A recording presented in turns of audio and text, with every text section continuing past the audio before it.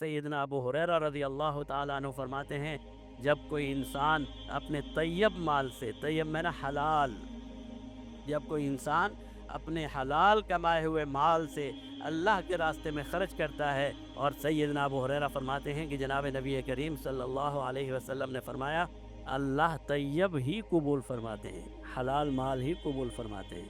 یہ نہیں ہے کہ آپ نے نعوذ باللہ چوری کی تو کہا جی آدھا تو میں صدقہ کر دوں گا، باقی آدھا میرے لیے جائز ہو گیا، کسی صورت میں جائز نہیں ہے۔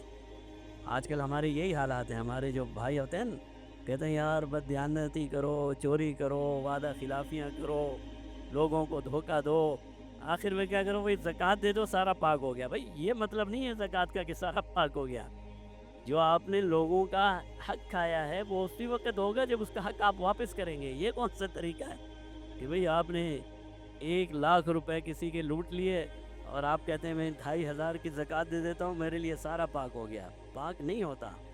اللہ حلال ہی قبول فرماتے ہیں۔ فرمایا کوئی انسان اللہ کے راستے میں حلال مال سے خرچ کرتا ہے اور اللہ حلال ہی قبول فرماتے ہیں۔ جناب نبی کریم صلی اللہ علیہ وسلم نے فرمایا اللہ اس صدقے کو، اس مال کو اپنے دائیں ہاتھ سے قبول فرماتے ہیں۔ دائیں ہاتھ سے مراد یہ ہے کہ اللہ اس پر خوش ہوتے ہیں اور اللہ اپنے دائیں ہاتھ سے اس کے مال کو قبول فرماتے ہیں، پھر اللہ اس کی نگہداشت فرماتے ہیں۔ فرمایا اس طرح نگہداشت فرماتے ہیں جس طرح ایک انسان اپنے جانور کے بچے کی حفاظت کرتا ہے۔ کسی کے گھر میں بھینس ہے، کسی کے گھر میں گھوڑا ہے، کسی کے گھر میں اونٹ ہے، اگر وہ بچہ دے دے، اونٹنی کا بچہ پیدا ہو جائے تو جس طرح انسان اس اونٹنی کے بچے کی حفاظت کرتا ہے، بکری کے بچے کی حفاظت کرتا ہے، اللہ اس سے زیادہ انسان کے صدقے کی حفاظت فرماتے ہیں۔ فرمایا اللہ اسے قبول فرماتے ہیں، اس کی حفاظت فرماتے ہیں اور اس چھوٹے سے صدقے کو بڑھاتے رہتے ہیں، بڑھاتے رہتے ہیں، بڑھاتے رہتے ہیں، یہاں تک کہ وہ پہاڑ کے برابر ہو جاتا ہے۔ جب انسان آخرت میں جائے گا تو اس کے چھوٹے چھوٹے صدقے ایک پہاڑ کی مانند نظر آئیں گے، پہاڑ کی مثل نظر آئیں گے اور انسان حیران ہو جائے گا۔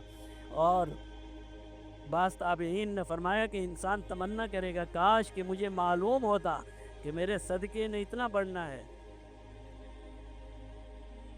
تو میں اپنا سارا مال صدقہ کر دیتا، سارا مال صدقہ کر دیتا۔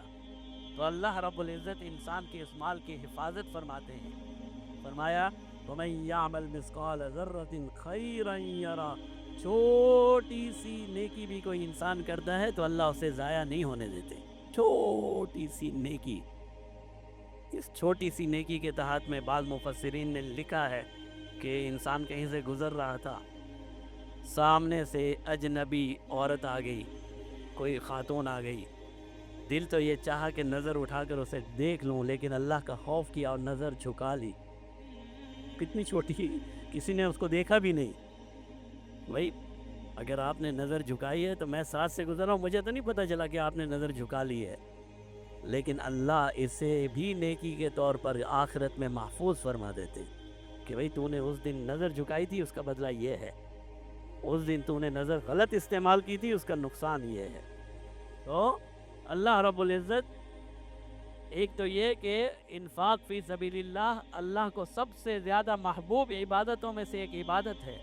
اگر اللہ نے انسان کو مال اور دولت دے رکھا ہے تو اللہ رب العزت یہ چاہتے ہیں کہ مال اور دولت کا شکر ادا کرے انسان، اور اس کا شکر یہ ہے کہ مال اور دولت کو کثرت سے اللہ کے راستے میں خرچ کرتے کرتے اپنے آپ کو جہنم سے بچا لے اور جنت کا مستحق بن جائے۔ بہت آسان راستہ ہے، یہ مال اسی نے عطا کیا ہے، اگر ہم اسی کے راستے میں خرچ کرتے ہیں اور اس کی رضا کے لیے خرچ کرتے ہیں تو یہ اللہ رب العزت پھر اس انسان کی اس عبادت سے خوش ہو کر نہ صرف یہ کہ اس کے اجر اور ثواب میں اضافہ کرتے چلے جاتے ہیں، بلکہ اللہ رب العزت نے یہ وعدہ بھی فرمایا کہ جو تم میرے راستے میں خرچ کرو گے میں اس کا بدلہ ضرور عطا کروں گا۔